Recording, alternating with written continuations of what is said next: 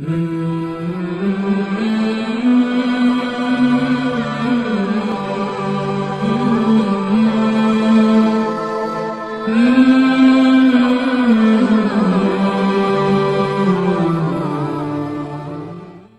من الشیطان الرجیم بسم اللہ الرحمن الرحیم ان اللہ لا یستحیی ان یضرب مثلا ما بعوضۃ فما فوقها، بے شک اللہ تعالی نہیں شرم محسوس کرتے اس بات سے کہ بات سمجھانے کے لیے مچھر جیسی معمولی چیز کی مثال دیں، فما فوقها یا اس سے بھی زیادہ معمولی چیز کی۔ فما فوقها، فوق کا معنی ویسے تو اوپر کو ہونا ہے، بڑھنا ہے، مچھر یا اس سے بڑی چیزیں، لیکن عام طور پر محاورات میں ایسا لفظ جہاں استعمال ہوا ہے اس سے آگے معمولی چیز بیان کرنا مقصود ہوتا ہے۔ مچھر کی مثال ہو یا اس سے بھی زیادہ چھوٹی چیز کی مثال ہو، اور دونوں رائے ہیں مفسرین کی کہ مچھر یا اس سے اوپر کی چیزیں مراد ہو سکتی ہیں، مچھر یا اس سے نیچے کی چیزیں مراد ہو سکتی ہیں۔ تو بہرحال مقصد ایک ہی ہے کہ بات سمجھانے کے لیے جس چیز کی ضرورت ہو اللہ تعالیٰ اس کو ارشاد فرماتے ہیں، اور قرآن پاک میں بہت ساری مثالیں ذکر کی گئی ہیں جیسا کہ کل ذکر ہوا تھا، اور خود نبی پاک صلی اللہ علیہ وسلم کی احادیث میں بھی بے شمار مثالیں ہیں جو بات سمجھانے کے لیے کہیں خوشبو والے کی مثال ہے اور کہیں بٹی والے کی مثال ہے کہ بٹی والے کے پاس بیٹھیں گے اس کے کیا اثرات ہوں گے، خوشبو والے کے پاس بیٹھیں گے اس کے کیا اثرات ہوں گے۔ 5 وقت کی نماز سمجھانے کے لیے 5 نہروں میں غسل کرنے سے تشبیہ دے کر مثال دی، اور خزاں کے موسم میں درخت کی ٹہنی کو پکڑ کے ہلایا اور اس سے بات سمجھانے کی کوشش فرمائی۔ تو قرآن پاک میں بھی جگہ جگہ مثالوں کے ذریعے سے بات سمجھائی گئی ہے، اور احادیث میں بھی بڑی کثرت سے ایسی مثالیں ملتی ہیں۔ مثال سے، دلیل سے بات ہر بندہ نہیں سمجھ سکتا، یہ اہل علم کا شعبہ ہے۔ مثال سے ہر کسی کو بات سمجھائی جا سکتی ہے، تو سوائے اللہ تعالیٰ کی ذات کے ہر چیز کی مثال دی جا سکتی ہے۔ اللہ تعالیٰ کے بارے میں فرمایا گیا لا مثل لہ ولا مثال لہ، کہ اللہ کی کوئی نہ مثال ہے نہ مثل ہے، اس کے علاوہ ہر بات مثال کے ذریعے سے سمجھائی جا سکتی ہے۔ خود نبی پاک صلی اللہ علیہ وسلم کی نبوت پہلے انبیاء کرام کی مثال دے کر سمجھائی جا سکتی ہے، جیسے پہلے نبی تھے اسی طرح آپ اللہ کے نبی ہیں، تو مرتبے اور مقام اپنی جگہ۔ تو بہرحال یہ مثالیں اللہ تعالیٰ نے خود فرمایا کہ یہ کوئی ایسی بات نہیں ہے۔ آگے اس کے نتائج کیا ہیں؟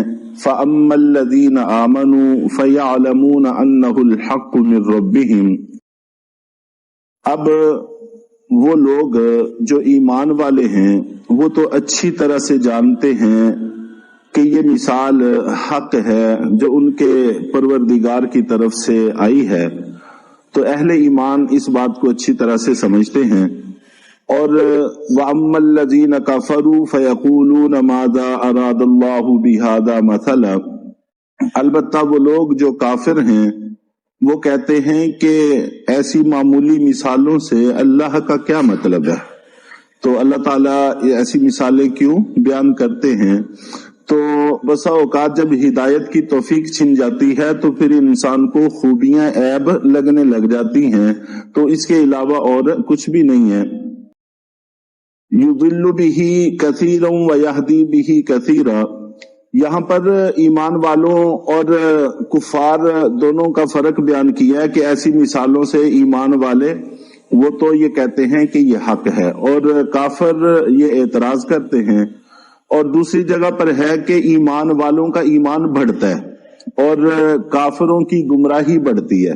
بڑھنے کا مطلب بھی یہی ہے کہ پہلے مثال کے طور پر اگر 10 آیات نازل ہوئی ہیں ان پر ایمان ہے، اب 5 آیات اور نازل ہوئی تو اتنا ایمان ان کا اور بڑھ گیا اور ان پر بھی ایمان یہ لائے۔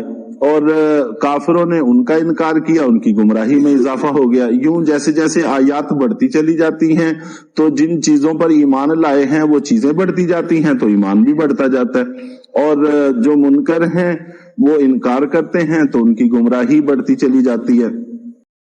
और इसी तरह कुरान पाक में दूसरी जगह पर कई जगह अल्लाह ने इसका जिक्र किया है, वलक़द ज़रबना लिन्नासि फ़ी हाज़िल क़ुरआनि मिन कुल्लि मसल लअल्लहुम यतज़क्करून।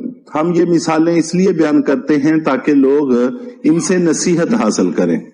और एक जगह पर इरशाद फरमाया लअल्लहुम यतफ़क्करून, हम इसलिए करते हैं ताकि वो इसके अंदर गौर व फिक्र करें। और बाज़ जगह पर तो ये फरमाया कि वमा याक़िलुहा इल्लल आलिमून, कि इन मिसालों को आलिम लोग ही, इल्म वाले ही समझते हैं। तो वमा याक़िलुहा इल्लल आलिमून का जुमला सुनकर असलाफ के बेशुमार वाक़यात हैं कि वो बहुत रोते थे जब इन मिसालों की तिलावत करते थे, तो वो बहुत रोते थे कि खुदा न खास्ता अगर हमें ये मिसालें अच्छी तरह से समझ में ना आई तो हम उन लोगों में तो शामिल नहीं हो जाएंगे कि जो इल्म से बिल्कुल खाली हैं।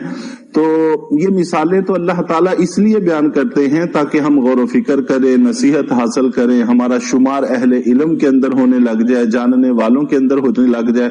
तो जानना चाहे थोड़ा हो चाहे ज्यादा हो, सबका एक जैसा नहीं हो सकता, लेकिन अपनी कोशिश करने से, मेहनत करने से अल्लाह ताला सबको ही नवाज देते हैं। युदिल्लु बिही कसीरन व यहदी बिही कसीरा, अल्लाह ताला बहुत सौ को इनकी वजह से गुमराह कर देते हैं और बहुत सौ को इनकी वजह से हिदायत अता फरमाते हैं। गुमराही और हिदायत ये दोनों कुरान पाक में जगह जगह इस्तेमाल हुए हैं। हिदायत की निस्बत अल्लाह की तरफ भी है और अंबिया इकराम की तरफ भी है। तो बाज जगह पर यह है कि अंबिया इकराम हिदायत देते हैं और बाज जगह पर है कि अल्लाह ताला हिदायत देते हैं।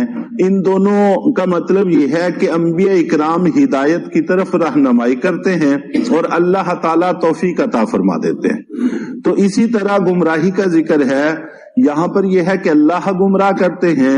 और कुरान पाक में कई जगह पर कहीं शैतान की तरफ गुमराही की निस्बत है, कहीं फिरौन की तरफ गुमराही की का तज़किरा है कि वअज़ल्ल फिरौन कौमहू, कि फिरौन ने अपनी कौम को गुमराह किया। और इसी तरह वअज़ल्लहुमुस सामिरी, ये सामरी बनी इसराइल में से एक शख्स था जो जादूगर था और इसने वो बछड़े की इजाद इसी ने की थी। तो इसके बारे में है कि सामरी ने बनी इसराइल को गुमराह किया। तो गुमराही की निस्बत कहीं इन शयातीन और ऐसे लोगों की तरफ है और कहीं अल्लाह की तरफ है।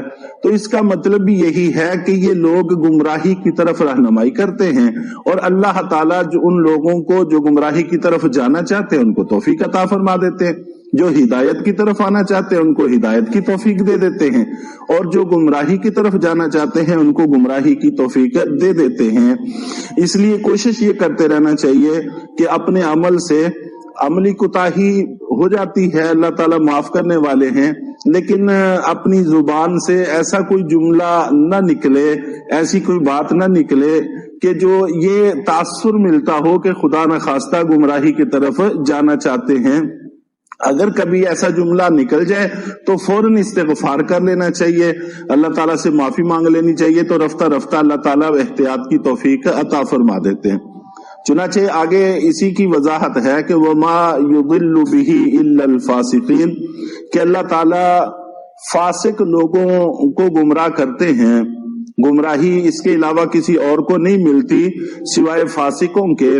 फासिक फिसक से है जिसका माना है आजाद होना, और चूंकि गुनाहगार लोग भी अल्लाह की इताअत से आजाद हो जाते हैं तो इसलिए फिर ये लोग फासिक कहलाते हैं। और कुरान पाक ने फासिक का लफ्ज जहां पर भी इस्तेमाल किया कुफ्फार के लिए इस्तेमाल किया। अलबत्ता अहादीस में फासिक का लफ्ज गुनाहगार ईमान वालों के लिए भी इस्तेमाल हुआ है। तो कुफ्फार फिसक में बहुत आगे हैं और ईमान वाले उनकी बनिस्बत पीछे हैं।